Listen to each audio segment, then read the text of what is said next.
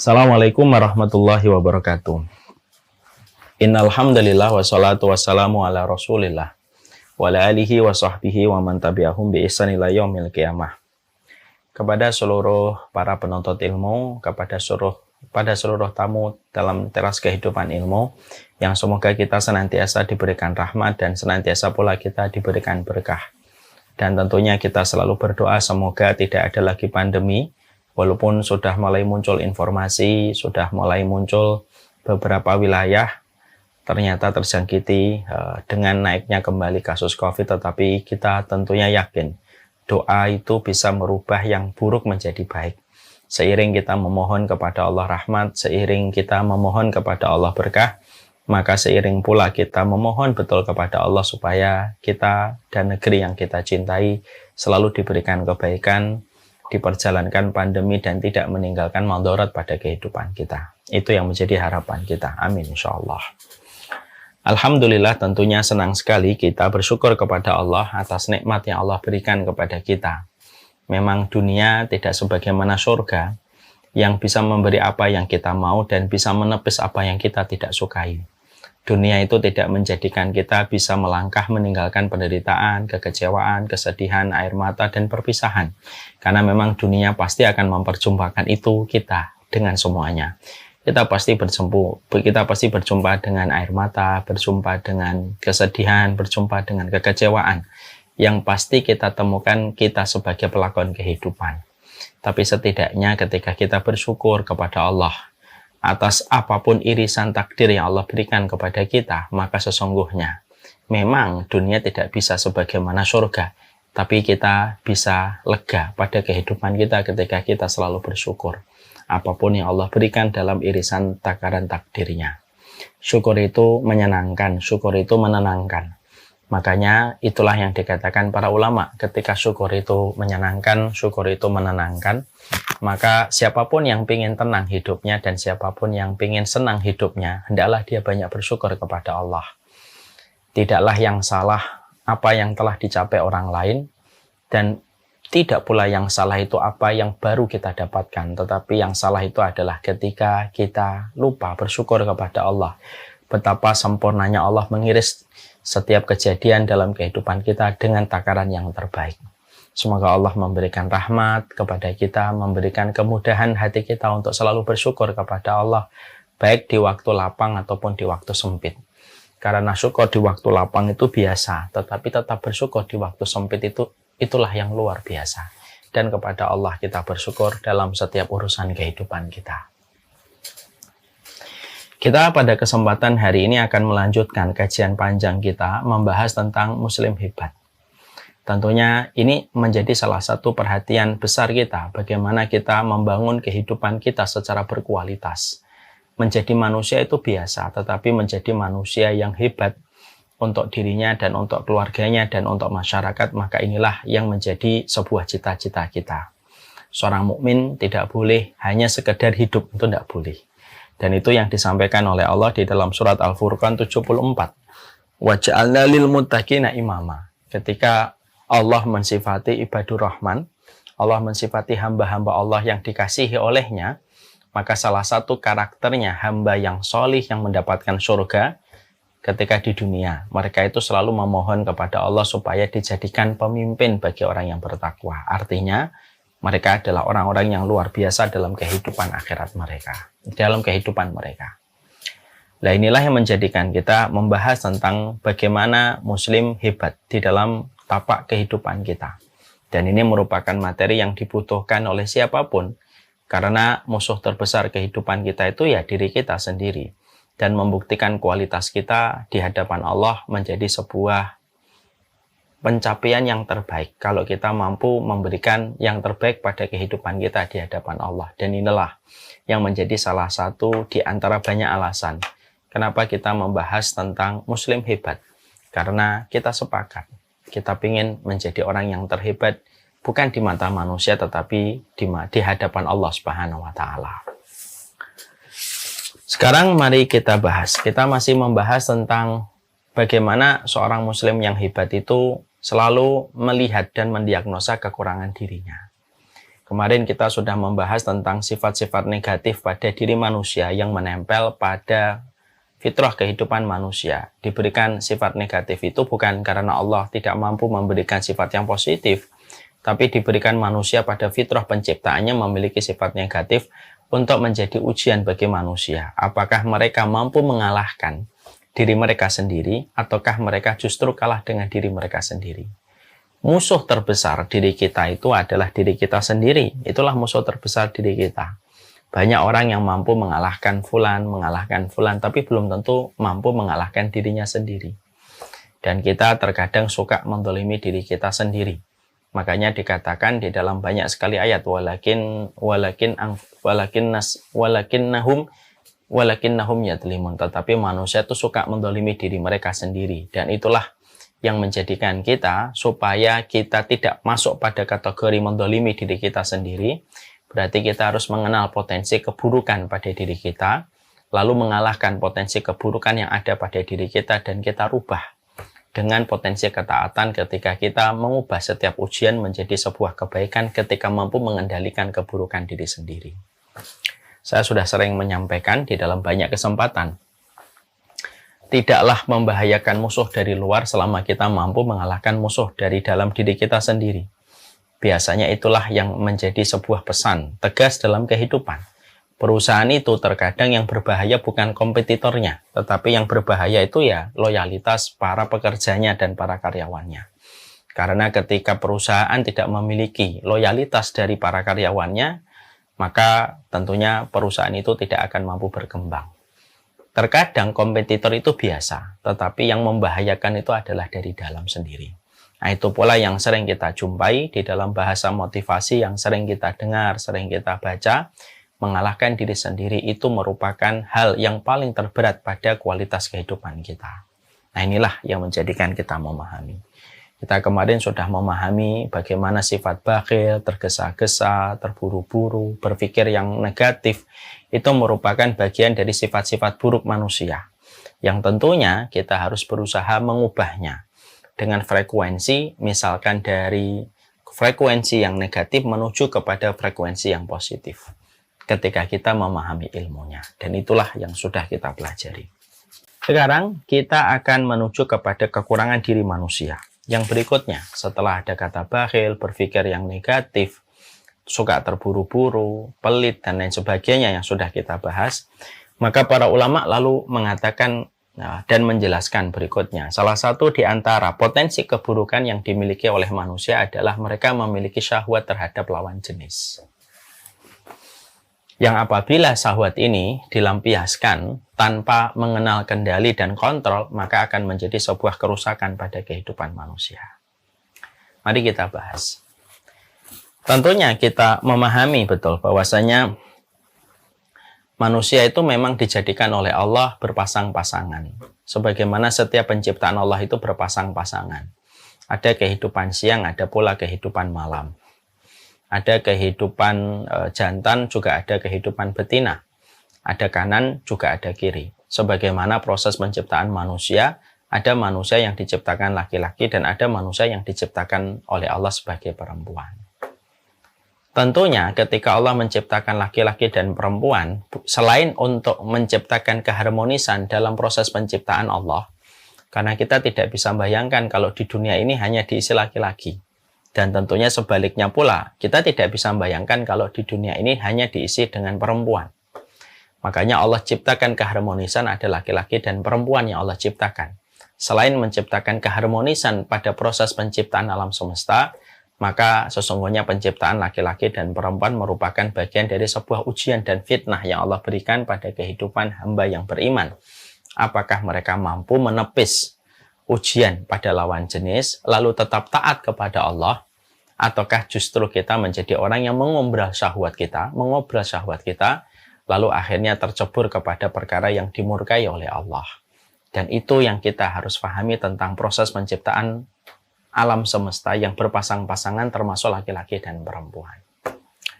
Maka ketika Allah menciptakan laki-laki dan perempuan dengan sebagai ujian, maka Allah juga menciptakan syahwat yang menempel pada diri kita. Semua dari kita memiliki syahwat. Bahkan orang yang beriman pun memiliki syahwat. Bahkan para nabi dan para rasul pun memiliki syahwat. Yang biasa disebut dengan kata hawa nafsu. Tidak ada manusia di atas muka bumi ini, entah itu nabi, entah itu rasul, kecuali mereka pasti memiliki syahwat. Cuma bedanya antara orang yang beriman dan fajir. Orang yang fajir itu orang yang berdosa. Maka perbedaannya itu simpel. Orang yang beriman, ketika mereka memiliki syahwat dan hawa nafsu, mereka merubah hawa nafsunya dan melampiaskan hawa nafsunya pada kerangka yang diridhoi oleh Allah, yaitu dengan syariat yang bernama pernikahan. Adapun orang yang fajir, orang yang banyak dosa dan orang yang banyak maksiat, maka mereka melampiaskan syahwat itu pada tempat yang diharamkan oleh Allah. Mereka mengenal kata selingkuh, mengenal kata zina, mengenal kata perselingkuhan di dalam kehidupan mereka tanpa mengenal sebuah pernikahan. Dan itulah yang menjadi salah satu jurang kerusakan kehidupan manusia.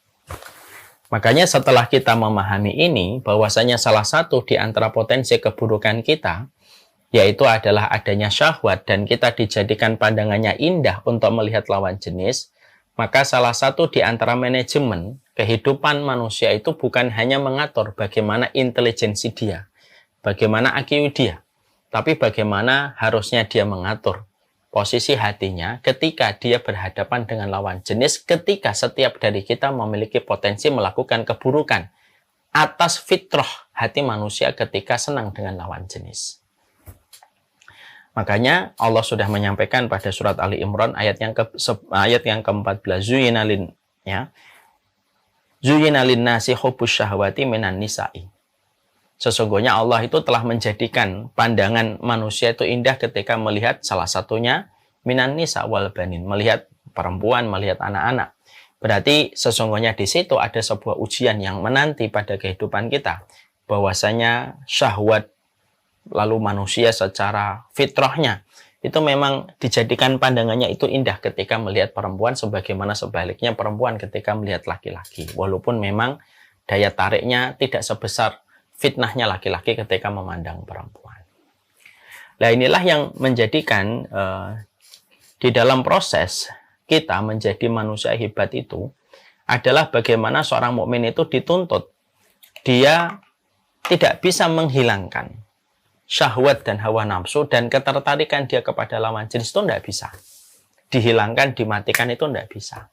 Karena memang berdiri secara fitrah ditambah dengan syahwat yang Allah memang ciptakan menempel pada diri kita sebagai ujian berat ketika kita harus melawan hawa nafsu. Tapi disitulah kita akhirnya dituntut bagaimana kita mengelola ini supaya tidak merusak kehidupan kita.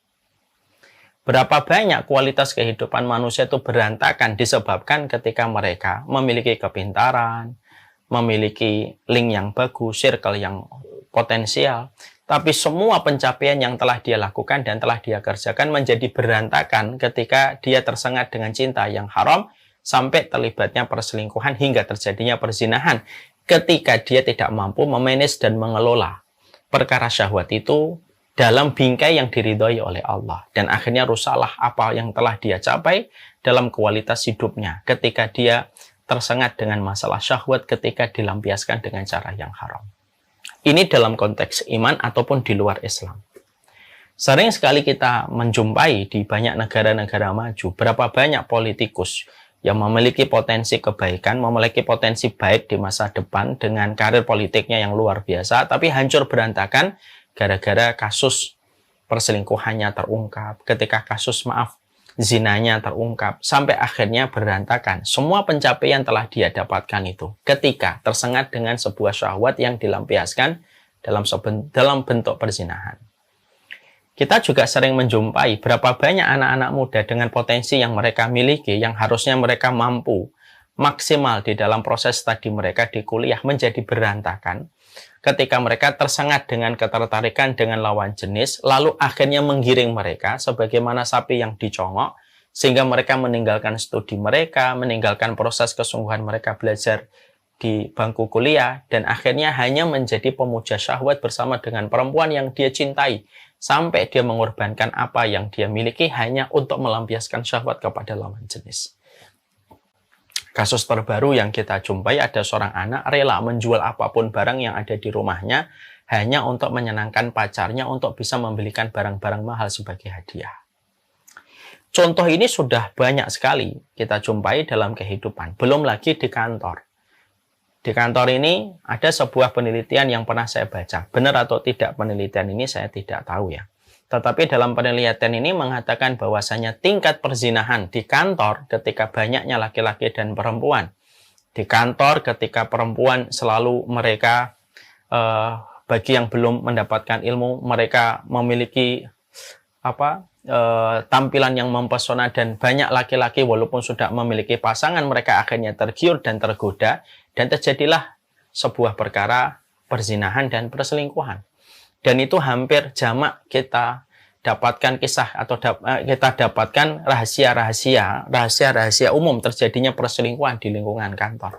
Dan akhirnya kualitas laki-laki itu bersama keluarganya hancur, kualitas wanita itu bersama dengan keluarganya pun hancur disebabkan karena tersengatnya masalah syahwat. Ketika syahwat ini tidak diantisipasi dan tidak diwaspadai, bisa menjadi musuh yang merusak kualitas kita di dalam kehidupan.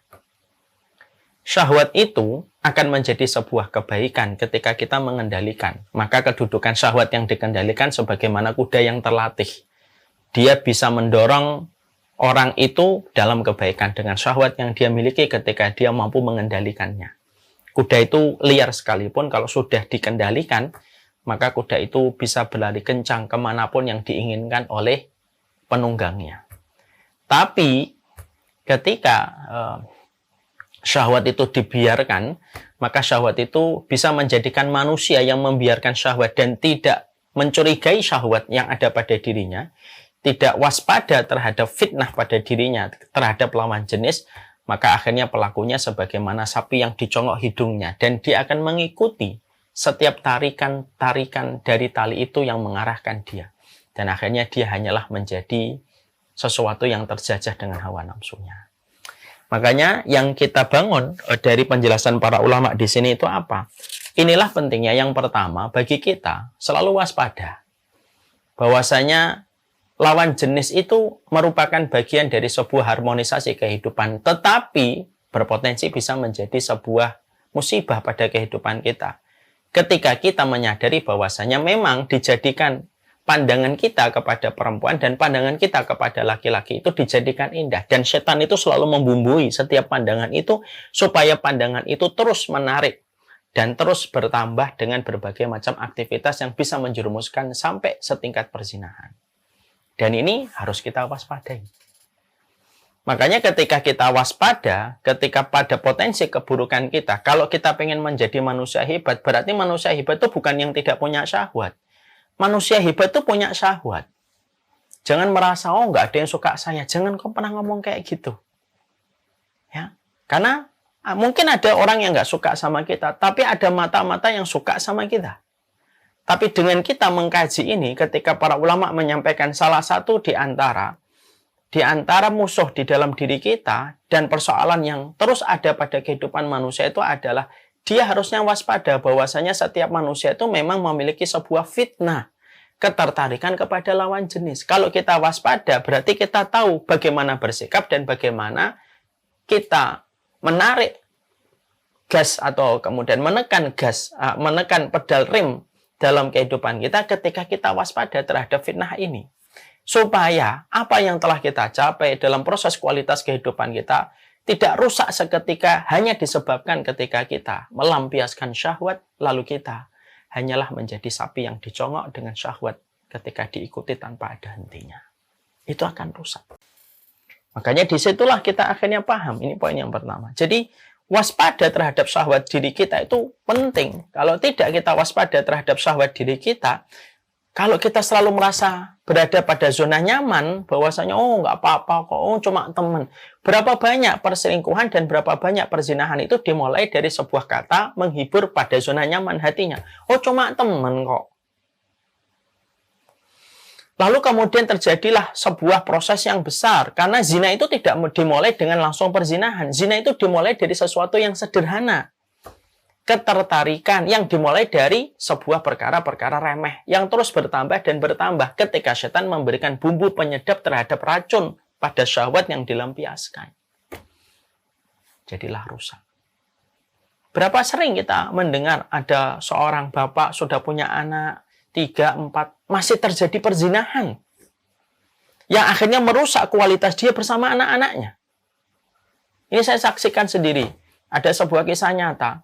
Ada anak, hubungannya dengan bapaknya baik selama ini. Tapi ketika dia pernah membaca bagaimana bapaknya dalam satu chat yang bocor, dibaca sama anaknya, ternyata bapaknya berzina dengan seorang perempuan. Remuk itu hatinya. Hati anaknya itu remuk. Dan akhirnya dia kemudian merasa jijik dengan bapaknya. Dan itu kasus ini semakin besar. Terutama hari ini ketika kita hidup pada zaman ketika syahwat itu diperturutkan. Lalu dibingkai, lalu di-packaging, lalu diberikan kemasan yang indah. Sampai kemudian sampai kita tidak merasa bahwasanya kita berada pada sebuah tarikan syahwat yang luar biasa. Lalu pelan tapi pasti. Kalau kita tidak waspada, merusak semua pencapaian yang telah kita dapatkan dan telah kita peroleh. Disebabkan karena perzinahan ketika melampiaskan syahwat. Nggak usah bicara iman, Pak. Orang yang tidak beriman aja bisa rusak gara-gara kasus perzinahan. Kita tentunya ingat ya, memori kita, negara superpower ketika presidennya pernah terlibat kasus perzinahan, ramai rakyatnya. Padahal mereka tidak beriman kepada Allah dan Rasulnya. Karena itu basic dalam fitrah kehidupan normal itu apa? Ya, kita paham syahwat itu harus ditempatkan pada tempatnya dan tidak boleh ditempatkan di luar tempatnya. Nah, ketika kita waspada bahwasanya salah satu di antara kekurangan diri kita bukan hanya bakhil, suka terburu-buru, suka dipuji, tapi salah satu di antara kekurangan kita selaku manusia itu masalah syahwat, berarti kita harus waspada sama syahwat kita. Dan harus senantiasa curiga terhadap pergerakan syahwat kita ketika sudah mulai mengarah ke sana dan mulai mengarah ke sini. Seneng, sudah mulai nyari handphonenya. Padahal kita memiliki pasangan yang halal. Lalu kita suka memberikan alasan untuk diri kita. Tidak apa-apa kok, cuma chat aja di WhatsApp. Lalu terus berlanjut sampai akhirnya terjadilah sebuah perkara besar. Dan itu dimulai ketika kita lengah bahwasanya kita berada pada daerah lemah kita. Ketika sudah ada syahwat yang membara, maka syahwat itu ketika diperturutkan menjadi sebuah kerusakan besar pada kehidupan manusia. Ya, makanya Masya Allah, mewaspadai titik lemah kita itu penting. Ya. Karena Rasulullah SAW sudah mengatakan kepada kita, tidak ada fitnah terbesar yang aku tinggalkan kepada kalian kecuali adalah fitnah perempuan. Sebagaimana ketika perempuan sedang jatuh cinta atau senang sama laki-laki, maka itu juga fitnah terbesar dia. Dan akhirnya, disitulah pentingnya bagi kita untuk selalu curiga sama potensi keburukan pada syahwat yang menempel pada diri kita. Syahwat itu ada. Hatta sekelas Nabi pun mereka memiliki syahwat. Kalau manusia tidak memiliki syahwat, bagaimana mereka bisa punya anak? Karena memiliki syahwat itulah jadilah keturunan yang kita miliki. Tapi pada bingkai yang diridhai oleh Allah. Ini ada kejadian lagi, Pak. Nyata. Di DM Instagram. Ada yang bercerita. Dia seorang istri. Tertarik sama seorang laki-laki yang sudah punya suami. Dia pun sudah punya laki-laki yang punya istri. Dia pun seorang wanita yang sudah punya suami. Ketertarikan itu dijalin dengan bentuk obrolan, WhatsApp, telepon-teleponan. Ketika masing-masing pasangannya sedang tidak ada. Sampai terjadilah perzinahan. Naudzubillah min dzalik. Terjadinya perzinahan. Kita mengambil kisah ini bukan berarti kita lebih baik. Enggak. Tapi supaya kita ngambil ibrah. Bisa jadi pelakunya ini insya Allah moga-moga dituntun oleh Allah bertaubat. Wanita ini menyesal betul setelah melakukan perzinahan. Dia seakan-akan kayak bangun dari tidurnya. Dan dia merasa bersalah, dia bertaubat. Tapi yang terjadi adalah, saya Ustadz kalau sudah bertaubat gitu, saya tuh merasa berdosa setiap melihat suami saya. Saya merasa nista, saya merasa hina ketika melihat suami saya kalau pulang ke rumah, kalau sedang membelikan saya makanan, kalau dia memberikan perhatian kepada saya, semakin saya tersiksa dengan semua itu. Apakah perlu saya menyampaikan perbuatan saya yang pernah berzina dengan seorang laki-laki? Saya saat itu memberikan jawaban, tidak usah. Karena dosa itu ditutup. Kalau Allah sudah menutupi, bertobat dengan taubat nasuha. Tapi yang terjadi, beliau menyampaikan malamnya tidak bisa tidur, ngelihat suaminya tidur, dia menangis, ngelihat suaminya berbuat kebaikan, dia merintih di dalam hatinya. Dan kualitas itu didapatkan hanya karena syahwat yang diperturutkan pada kenikmatan sesaat. Semuanya rusak, Pak. Ya. Jadi kualitas kehidupan manusia itu banyak yang rusak hanya gara-gara masalah syahwat ini. Yang diperturutkan terus. Dan selalu syahwat ketika diperturutkan itu selalu dimulai dengan sebuah kata. Lah, cuma biasa aja kok. Padahal masalah syahwat itu tidak bisa dianggap musuh remeh. Syahwat itu musuh kelas berat, bukan musuh bulu ringan. Syahwat itu bukan musuh kelas ringan, kelas bulu. Tapi namanya syahwat, kalau boleh saya menganalogikan dengan bahasa kekinian dari para ulama, syahwat itu sesuatu yang besar. Musuhmu yang paling besar itu salah satunya syahwat. Makanya ketika melawan syahwat, ketika syahwat itu tidak bisa dimatikan, caranya itu apa? Tidak pernah membuka kesempatan untuk syahwat menguasai ketika kita masuk pada daerah lemah kita. Nah, itu penting. Supaya seseorang manusia itu fokus dengan apa yang dia kerjakan pada kualitas hidupnya. Ketika dia tahu bahwasanya dia punya potensi keburukan. Menutup. Makanya Islam itu sangat menutup celah-celah yang bisa menyebabkan seseorang itu bisa memperturutkan syahwat. Kenapa seorang laki-laki diperintahkan untuk menundukkan pandangan? Bapak dan ibu, dokter ataupun tenaga kesehatan, cari referensi agama apapun. Tidak ada satu agama yang memerintahkan setiap laki-laki dan perempuannya menundukkan pandangan kecuali dalam Islam. Sampai urusan menundukkan pandangan itu ada. Dalam surat An-Nur. Bahkan kemudian kita mendapati pula, dalam sunnah, kita berjalan antara laki-laki dan perempuan itu diatur, Pak.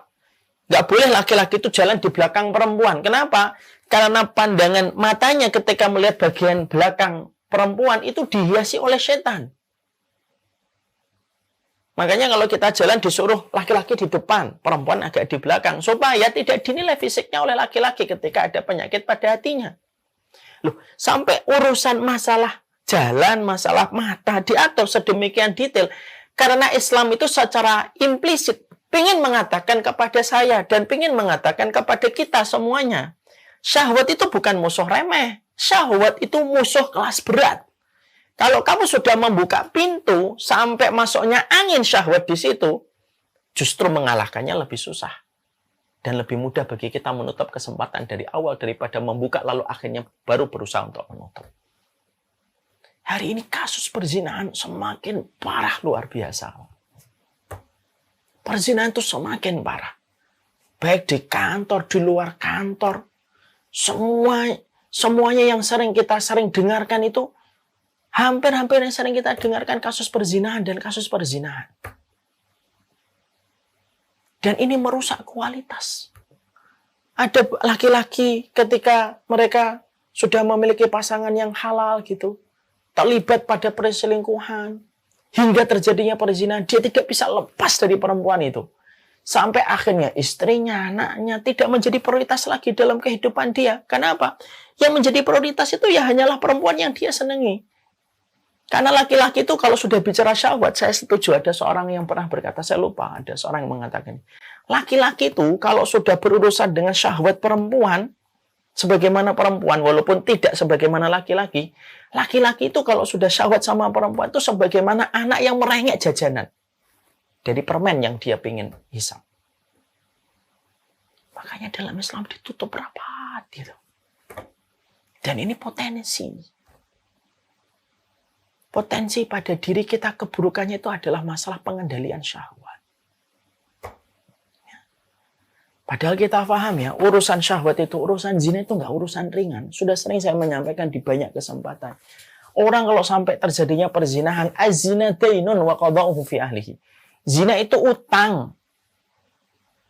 Makanya kalau ada laki-laki, dia mengatakan sama anak-anak perempuannya, dia sayang sama anak perempuannya, tapi dia zina sama perempuan. Dusta itu omongannya dia tentang anak perempuannya. Kenapa? Kalau ada laki-laki yang dia berzina, Para ulama mengatakan az-zina dainun wa qadauhu fi ahlihi. Zina itu utang dan kamu nanti membayarnya lewat keturunanmu. Ini kan luar biasa. Mengerikannya dosa zina itu. Sampai kemudian membayangi anak keturunan kita. Makanya kalau ada laki-laki, kalau sudah punya anak perempuan, masih terus bermain dengan perempuan dalam bentuk yang diharamkan oleh Allah, hati-hati betul itu. Hati-hati betul. Karena dia akan terus dibayangi hukuman lewat anak-anak keturunannya ketika dia berani melanggar sebuah perkara yang dinamakan dengan perzinahan. Ya. Ini yang menjadi sebuah perenungan. Orang itu kalau memahami zina itu merusak 4 sekaligus, Pak. Merusak agama, merusak nasab, merusak akal, merusak kehormatan. 4-4-nya sekaligus rusak ketika orang berzina. Orang membunuh, merusak kehormatan. Orang mencuri, maka dia merusak kehormatan atau merusak harta. Atau merusak akal. Orang minum khamr, merusak akal. Zina, merusak agama, merusak akal, merusak nasab, dan merusak kehormatan. 4-4 sekaligus itu langsung rusak ketika seseorang itu telah berzina. Akal mana yang bisa menerima seorang laki-laki membuka kancing baju seorang perempuan tanpa dia berkomitmen di hadapan Allah dalam bentuk pernikahan? Nggak ada akal yang bisa menerima. Agama jelas haram. Kehormatan mana, Pak? Yang tidak dilanggar daripada dinodainya seorang wanita dan melanggarnya seorang laki-laki terhadap kehormatan dirinya. Keturunan, Pak, rusak, Pak. Kenapa? Karena apapun yang terjadi setelah perzinahan, kalau sampai terjadinya pembuahan dan terjadi kehamilan, panjang itu urusannya. Kalau anak itu perempuan, maka bapak pezinanya tidak bisa menikahkan anak perempuannya. Walaupun sudah bertobat sekalipun. Fulan A dengan Fulan B berzina. B-nya kemudian hamil, lahirlah C. C ini perempuan, Pak. C ini perempuan. Tapi terjadinya C ini pembuahan sebelum terjadinya akad pernikahan, Pak. Nanti C ketika besar mau nikah, A tidak boleh menikahkan C. Kenapa? C-nya terbentuk sebelum pernikahan. Walaupun A dan B sudah bertobat dengan taubatan nasuha. Saya ketika pernah menyampaikan materi tentang masalah zina untuk menjadi sebuah nasihat untuk saya dan semuanya di satu masjid. Ada bapak-bapak menghampiri saya, nangis. Setelah kajian, nangis, Pak, beliau. Oh, saya sudah khawatir ini jangan-jangan ada hubungannya dengan materi yang baru kita pelajari bareng-bareng ini. Gitu. Dan betul itu. Ternyata beliau menyampaikan, Ustaz, saya dulu melakukan zina sama istri. Tapi kami sudah bertobat. Saya tahu, Pak, bapak ini bertobat. Kenapa? Tidaklah saya sering mengadakan kajian di wilayah situ. Kecuali beliau itu selalu hadir bersama istrinya. Anak pertama saya perempuan, Ustaz. Kelas 3 SMP.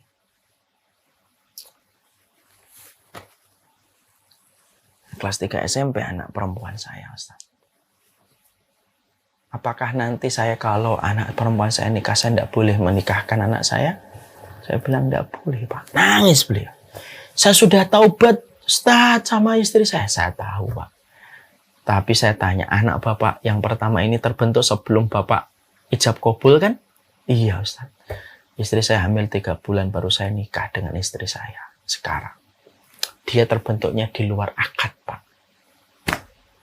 Apapun yang terbentuk di luar akad, tidak bisa kita bertanya hukumnya di hadapan Allah. Dan itu sekaligus pula menjadi sebuah pembelajaran keras dan tegas dari Islam. Jangan pernah dekat dengan perzinahan. Terutama bapak-bapak yang memiliki anak perempuan. Hancur, Pak. Semuanya akan hancur karena syahwat ini. Dan ini merupakan sesuatu yang lebih kita waspadai daripada suka tergesa-gesa, berpikiran negatif, bakhil, pelit yang sudah kita pernah bahas. Ini musuh terbesar diri kita itu syahwat.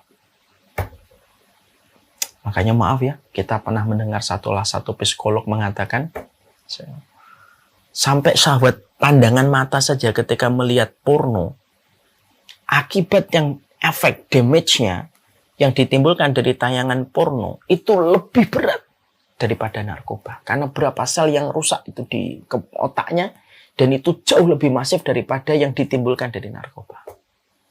Tuh lihat syahwat, Pak. Baru mata ini, belum kemaluan.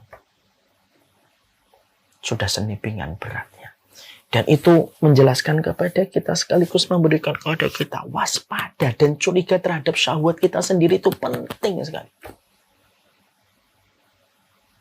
Lalu jangan kita merasa nyaman, oh nggak apa-apa kok, cuma temen, masuk ke dalam kamar-kamar kita lewat apa yang digenggam di handphone kita. Lalu kita tidak mewaspadai musuh kita lagi mengintai kita dari dalam tubuh kita sendiri, Pak. Musuh dari luar itu kalau mau mukul kita, kita waspada, Pak. Yang sering kita tidak waspada itu kan dari dalam, kan. Wah, dia begini, wah dia begini, wah dia begini, wah cocok nih buat kamu nih. Nggak apa-apa kok, cuma ngobrol. Dan akhirnya terjadilah apa yang terjadi dari apa yang kita khawatirkan ketika syahwat itu dibiarkan. Zina itu perkara besar, tidak pernah menjadi perkara kecil dan tidak pernah menjadi perkara jamak.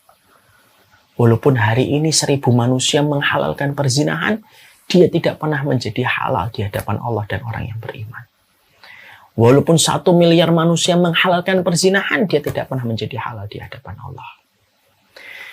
Tidak ada air yang paling najis yang tumpah kecuali air yang tumpah sebelum terjadinya ijab qabul. Dan tidak ada rahim yang paling najis kecuali rahimnya seorang wanita yang terbasahi dengan laki-laki sebelum terjadinya ijab qabul.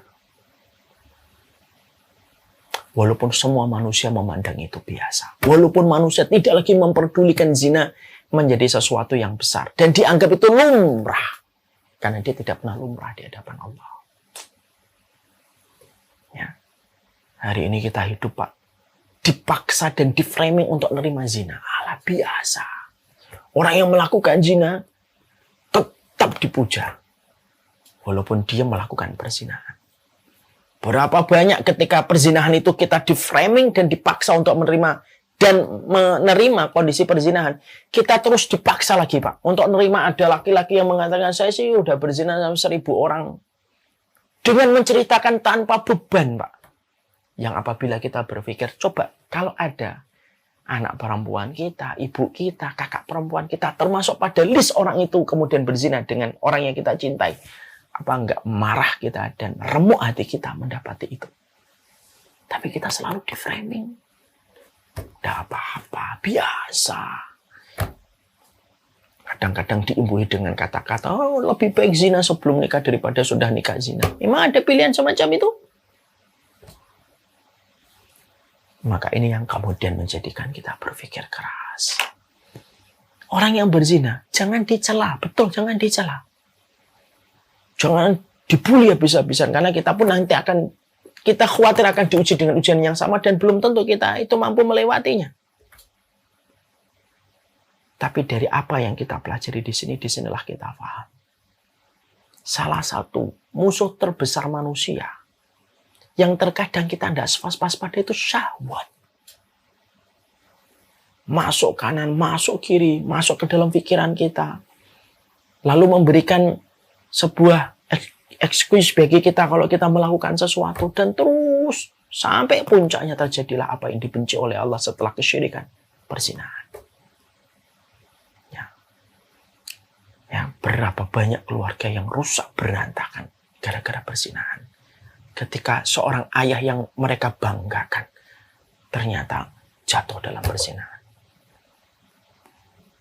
Seorang anak yang tadi cerita remuk ketika melihat bapaknya melakukan perzinahan. Remuk. Dan dia gelap melihat masa depan itu ketika membaca chattingan bagaimana bapaknya terlibat perzinahan. Belum lagi seorang wanita, seorang anak apabila mendapati seorang ibu sampai berzina. Itulah yang kita harus bangun. Kita hidup di masa orang menghalalkan kembali perzinahan. Padahal perzinahan tidak pernah menjadi halal di hadapan Allah. Tidak pernah menjadi halal kapanpun sampai matahari terbit dari arah barat. Syahwat inilah yang kemudian mengkhawatirkan. Yang masing-masing dari kita memiliki. Potensi keburukan ini memiliki. Setiap orang, setiap laki-laki, mau dia hafid Quran, mau tidak hafid Quran, dia punya potensi keburukan ini. yaitu terhadap syahwatnya. Tinggal bagaimana potensi ini bisa menjadi perbuatan dosa itu ya tinggal bagaimana kita memanagenya. Makanya saya sering nasihatin diri saya sendiri.